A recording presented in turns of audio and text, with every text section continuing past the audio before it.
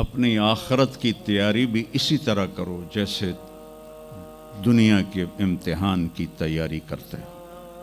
آپ نے حضرت علی کا ہاتھ پکڑا اور یوں اپنے سینے سے لگا لیا اور فرمایا اترضی ان یکون منزلک مقابل منزلی، علی تو جو مبارک ہو، جنت میں تیرا گھر میرے گھر کے سامنے ہے۔ تو وہ رونے لگے۔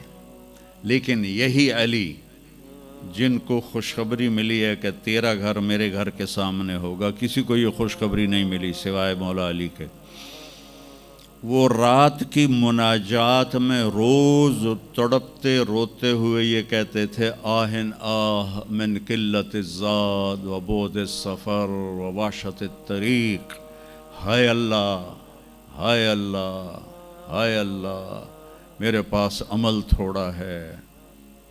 تھوڑے عمل والے کا گھر نبی کے گھر کے سامنے بنتا ہے؟ میرا عمل تھوڑا ہے، رستہ تنہا ہے، کبھی دیکھا نہیں اندیکھا ہے، یا اللہ پتہ نہیں میرا کیا بنے گا۔ یہ روز کی پکار اور مناجات تھی۔ اور پھر دنیا کو کہتے الیہ تغررتی، دنیا تو مجھے دھوکہ دیتی ہے، ہی ہاتھ غری غیری، چل دفعہ ہو جا کسی اور کو دھوکہ دے، میں بتتو کی ثلاثہ، میں تمہیں 3 طلاق دے چکا۔ تو جن لوگوں نے آخرت کو بنا لیا وہ کامیاب ہیں، اور جن لوگوں نے آخرت کو نہ بنایا تو وہ کچھ بچے ہڈ بلوں کی ویسی نام لے لیے ہیں، سیر کے لیے گئے کشتی کی، تو وہ کہنے لگے ملاح سے چاچا تنو کیمسٹری آمدی؟ اس کہ پتر اج ہی نہ سنیا کی ہوندی ہے؟ اس کہ تینوں پتہ نہیں ایسی سپیریئر یونیورسٹی دے سپیریئر لڑکے آئیں، سانو ساری کیمسٹری دا پتہ ہے۔ دوسرے نے پوچھا چاچا تو فزکس پڑھی؟ کہ میرا بچہ میں تو اج ہی نہ سنے، ساری حیاتیہ بیڑی بائی ہے۔ تو چاچا تیری ادھی زندگی چلی گئی، ادھی زندگی ختم ہو گئی، سانو ایک اسی سپیریئر دے سپیریئر بچے، ساڑا برائٹ فیوچر۔ اتنے چھک موج آئی تے کشتی ہوئی ڈاواں ڈول۔ اس کہ پترو ترنا سکھیا ہی نے،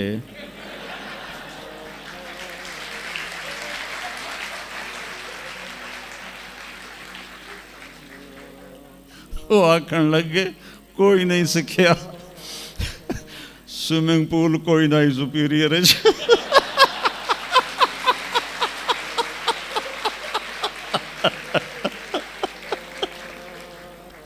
تو وہ ملا کہنے لگا پترو میری تو ادھی گئی تو تہاڈی ساری گئی۔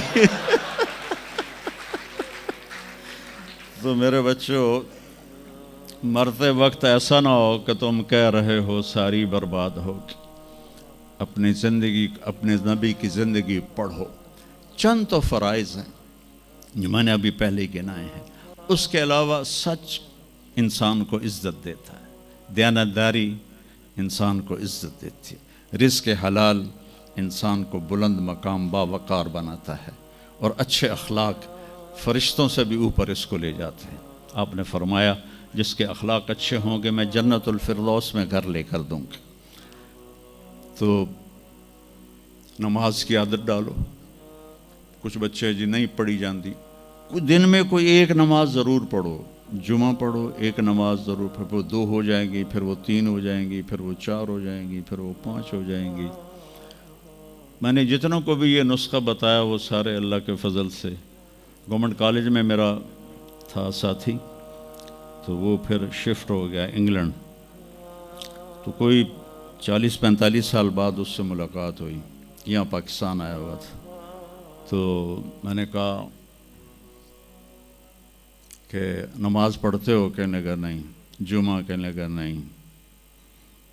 تو میں نے کہا اچھا ایسا کرو، ایک نماز شروع کر دو اور ایک جمعہ شروع کر دو۔ یہ ایک فرد کا واقعہ نہیں، ایسے میں ہزاروں بچوں پر بچیوں پر تجربہ کر چکا ہوں، اور وہ 5 وقت کے نمازی بن گئے۔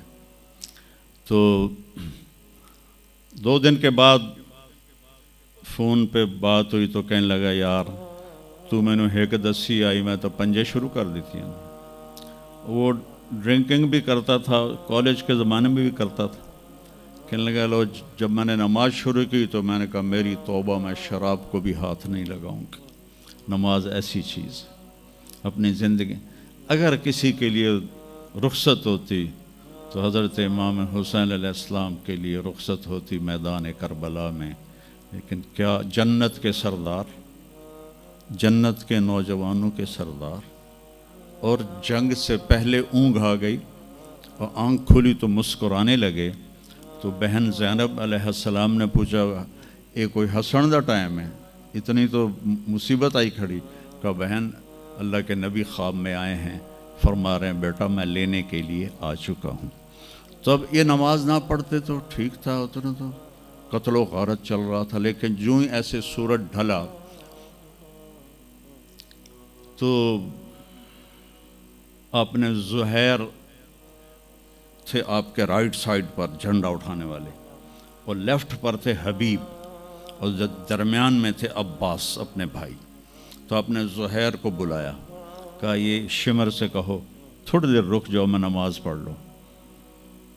تو زہیر نے شمر سے کہا, تو شمر نے کہا ہم جنگ نہیں روکیں گے, ہم سر اڑائیں گے.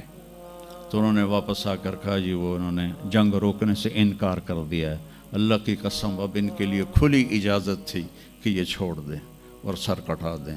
لیکن آپ نے فرمایا سر کٹ سکتا ہے, نماز نہیں چھوڑ سکتی. آپ نے کہا آدھے لڑو آدھے نماز پڑھو. تو آدھوں کو جنگ پہ لگایا, آدھوں نے نماز پڑھی. پھر ان آدھوں کو جنگ پہ لگایا اور جو جنگ پر تھے ان کو نماز پڑھوائی. سب کو ظہر کی نماز پڑھوائی, اور عصر سے پہلے سب کے سر کٹ کے نیزوں پہ چڑھ چکے تھے. وہاں 1445 سال میں ایک واقعہ ہے جہاں نماز کی رخصت نظر آتی ہے.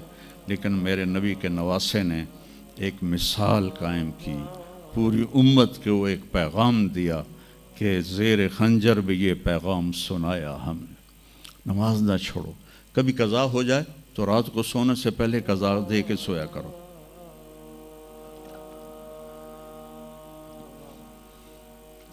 آپس میں کوئی لڑے ہوئے ہو تو کم از کم آج اتنی میری مان کے اٹھنا کہ صلح کر لینا. یہ کوئی بچیاں آپس میں کسی سے بول چال بند ہو, یا آپ بچوں کی آپس میں کوئی بول چال بند ہو, تو ایک دوسرے کو معاف کر دینا. اس سے آپ کے دلوں میں علم کی روشنی زیادہ آئے گی. آپ کے دل میں بغض ہوگا تو علم آئے گا نہیں. تو اگر اپنے حافظے کو اچھا کرنا ہے, اگر اپنے حافظے کو, تو دل سے سب کی نفرت نکال دو, اور پیٹ بھر کے کھانا نہ کھاؤ, اور اپنی نظروں کی حفاظت کرو. آپ کا حافظہ 16 سال والا رہے گا 70 سال تک. حافظے کو خراب کرنے والی یہ چیزیں ہیں. پھر جن سے پڑھتے ہو ان کو عزت دو, ان کا ادب کرو, ان کا احترام کرو.